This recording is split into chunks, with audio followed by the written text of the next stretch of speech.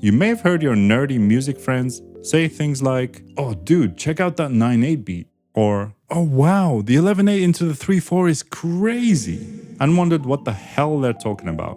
Rest assured, they aren't speaking an alien language, but instead, they're talking about musical time signatures. So let me explain what they are so that you can be as cool as your friends. So the main reason that time signatures and musical notation in general exist is to break down the music in a way that makes it easy for musicians to understand what to play and how to play it. Here's a simple example to demonstrate what I mean. Let's start a metronome on, say, 120 beats per minute. This is called the tempo of our music. Now, each one of those beats lasts half a second, but we don't really care about the duration of the beats in seconds. We'd rather measure time in the context of our music. So we want to know what note values these beats represent and how many of these note values there are in a bar of music. Basically, how often does our musical pattern repeat?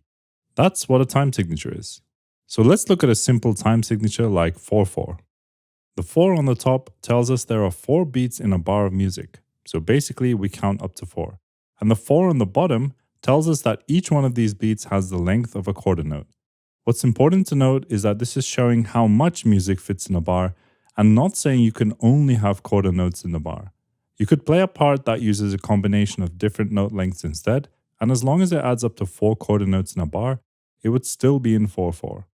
So this beat isn't 4/4. That's as simple as it gets.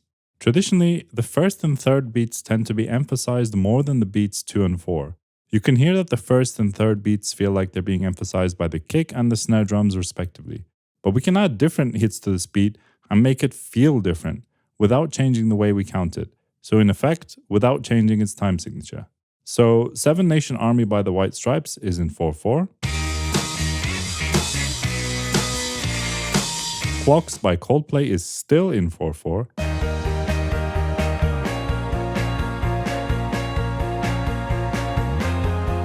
Even Pyramid Song by Radiohead is in 4/4.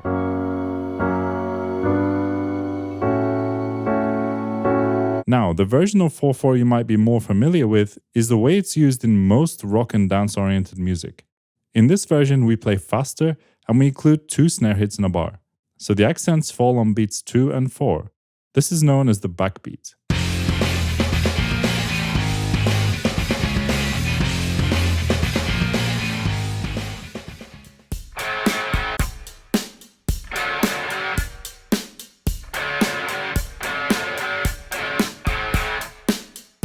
Now, a more danceable variation of this is the 4 on the floor beat. This driving beat includes a kick drum on every single beat and is the foundation of disco and EDM.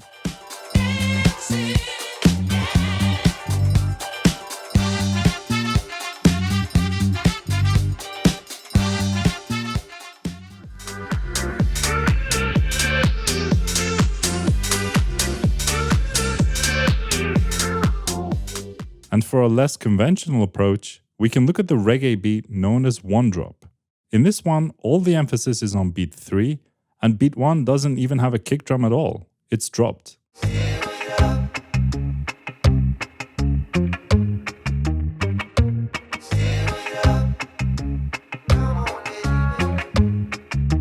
There are countless more 4/4 beat variations ranging all the way from bossa nova to reggaeton to swing to blast beats. If you want us to make a video focusing on 4/4 beats, then leave us a comment down below. But now let's move on to less common time signatures. In 3/4, we have 3 beats that we feel are being emphasized, although the first beat tends to be a little stronger than the other 2. 3/4 is known as a waltz feel, so it's very easy to hear this in waltzes.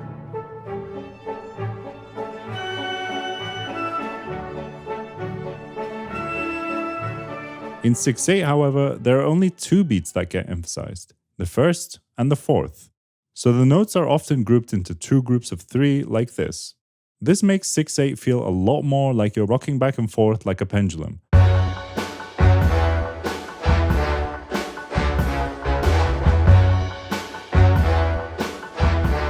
3/4 and 6/8 can seem very similar.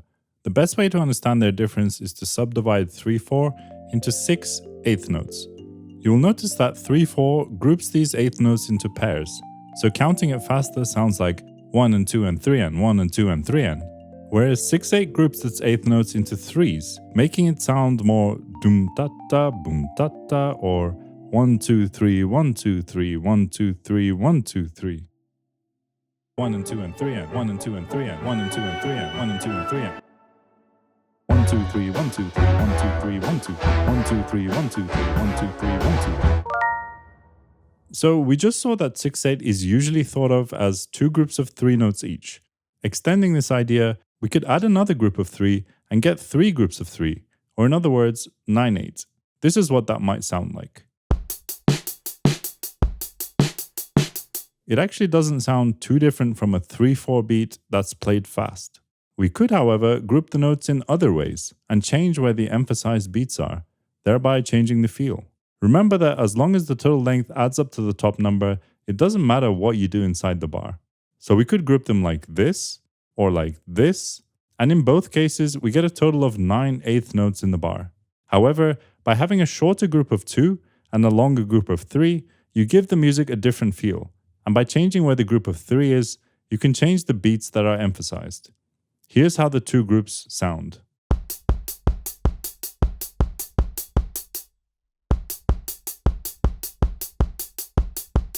Can you see how the different groupings give the music a different feel? Even if these two sounded similar to you, these lopsided groupings definitely sound very different to the straight groupings of 3 in the previous example, even though both are using a 9/8 time signature. Turkish and Balkan music use this extensively, and this is known as an aksak or limping rhythm because of the interplay between short and long groups.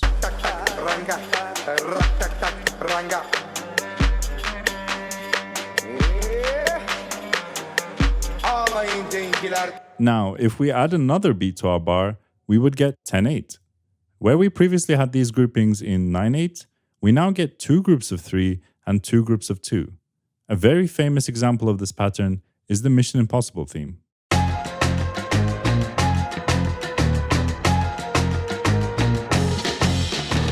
You can clearly hear that the melody is emphasizing the 3 plus 3 plus 2 plus 2 groupings that we have in 10/8. Lalo Schifrin, the composer of the Mission Impossible theme, is believed to have used this weird time signature to reference the Morse code signal for M and I. 2 dashes, or long notes for M, and 2 dots, or short notes for I.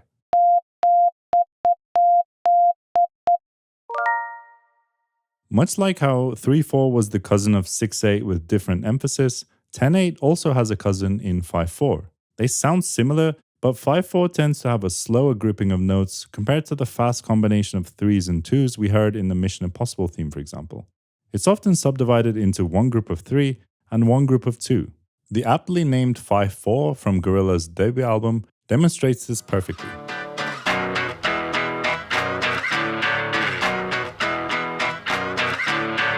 Another very famous example is, of course, Take 5 by the Dave Brubeck Quartet.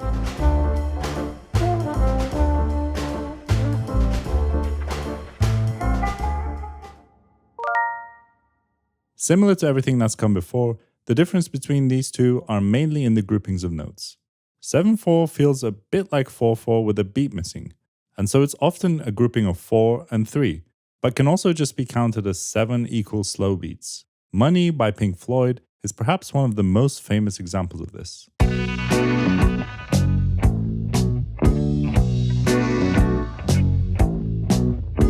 Another such example is 7/4 Shoreline by Broken Social Scene.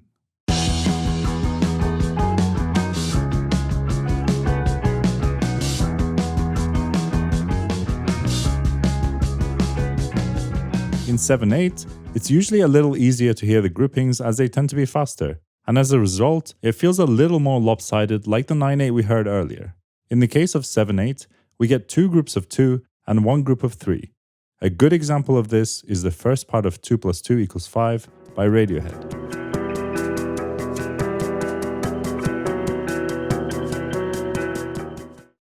So hopefully it's now clear what these numbers in a time signature mean and how music in these most common time signatures tend to sound. There are more complex time signatures that we didn't talk about, But you should now be able to apply the same logic of following the beat groupings and where the emphasis is placed in order to work out what the time signature of a piece of music might be. It's not always as clear-cut as in some of the examples that I showed you, and in some cases, you can get different instruments playing in different time signatures in what's called a polymeter. But the most important thing to remember is that music theory is just a tool to try and make sense of what's happening in a piece of music, and there are no strict rules in music itself. If you want us to cover more topics around time signatures, make sure to like this video, or even better, comment down below what you would like to see a video about, and we'll see you next time on Mixed Signals. Bye bye.